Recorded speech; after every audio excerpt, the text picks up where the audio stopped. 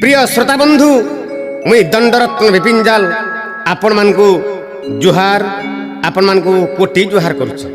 पवित्र अग्रपूज्य श्री श्री गणेश बाबांकर पूजा तथा पवित्र नुआखाई 2000